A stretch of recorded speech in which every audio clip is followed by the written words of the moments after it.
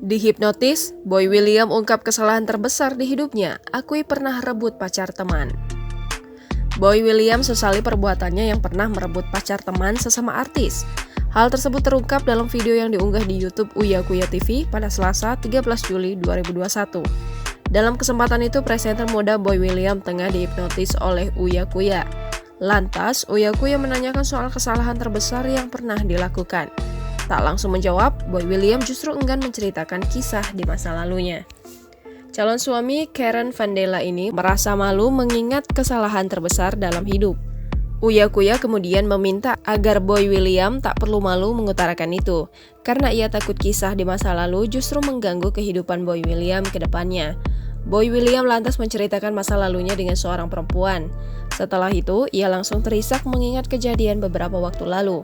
Kepada Uya Kuya, sang presenter mengaku frustasi sampai akhirnya melakukan itu.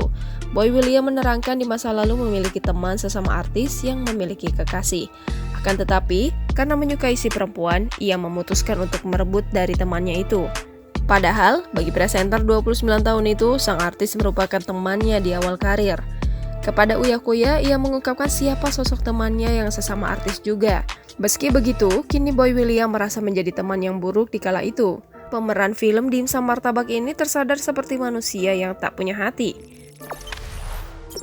Jangan lupa subscribe, share, komen, dan like ya!